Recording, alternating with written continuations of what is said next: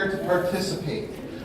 If you have another experience you need to get going to, please don't feel the need to hang out. Just get up and go, bounce out, check out your other experience. Now, guys, what is this that we're looking at right over here? Say that loud. Absolutely right. Now, this is a view of the Earth from space. Now, this is kind of cool. This is not like a hologram. This is actually a blank orb, and it's being suspended by 3 wires. It's really, really dark in this room, so we can't really see the wires. And then around and behind you guys, there are 4 projectors. Each projector is projecting the image and composited together on this blank carbon fiber sphere. It gives us the illusion that the Earth is floating above us in space. Now, the images that we're looking at were composed by an organization called NOAA, the National Oceanic and Atmospheric Administration. They're responsible for all the data sets that we're going to see throughout the presentation. As we're going to be talking about our planet's changing climate. Now, I say climate. When you hear the word climate, what's the first thing that pops into your head when you hear climate? Weather. Did you say weather, my friend? Dude, you just earned yourself a cool science sticker. How about that? That could have been your sticker. Like I said, totally really cool. Yeah, when we hear climate, we hear weather. And basically, climate is our Earth's long-term weather patterns. It's the average rain, snowfall, temperature over a period of 30 years or more. Now, our planet's climate has been changing and will continue to change for millions and millions of years. But recently, we've seen more change and faster change than ever before because of greenhouse gas emissions. Greenhouse gas emissions, they're totally natural, totally normal. Everyone, do me a favor, take a big deep breath in, blow it out. Thank you. We have just released greenhouse gas emissions, totally natural, but they also occur when you burn things like coal and oil for fuel. Greenhouse gases are also totally necessary. Imagine greenhouse gases that kind of like wrap around the Earth like a giant blanket.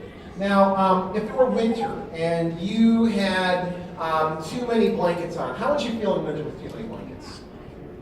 Yeah, you would absolutely feel hot. Guess what? You earned yourself a science sticker. I know, super cool. And conversely, if you didn't have enough blankets in winter, how would you feel if you didn't have enough winter? Yeah? Yeah, absolutely right. Guess what, my friend? You've got yourself a nice high five. No, you were getting a science sticker as well. Totally cool. Yeah, too cold. You would absolutely feel cold. So we need greenhouse gases. They are totally necessary, totally natural. But too much of a good thing is not necessarily a good thing. We're going to look at a model of temperature change over time. A model of temperature change over time. Now, all this is actually starting with real-world weather data. This is starting way, way back in the year 1870. And it's going to move forward from the year 1870 all the way to the year 2000. And it's going to be actually based on the historical records.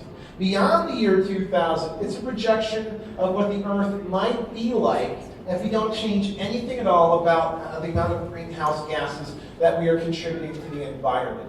So a couple of things to pay attention. First, you'll see the year. Again, it starts out with the year 1870. And at the very end here, you'll see this number starting at 288. That's the parts per million of greenhouse gases in the environment. So this is all historical data starting right now.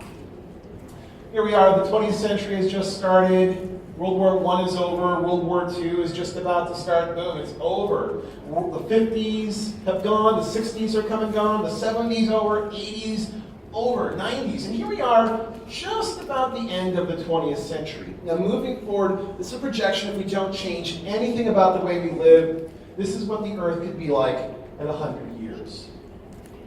We're just past 2018 to 2020.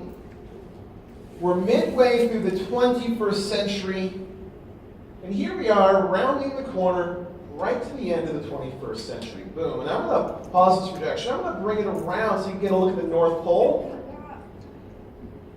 What has happened to the pole? It has gotten, yeah, that's right, it's gotten significantly warmer. Let me ask you guys, what do you think the consequences of having a much hotter North Pole would be? What do you think the consequence, what do you think it would be like if the North Pole was way, way warmer? All right. What do you guys think? Anybody? Yes, what do you think it would be like if it got way, way warmer at the North Pole?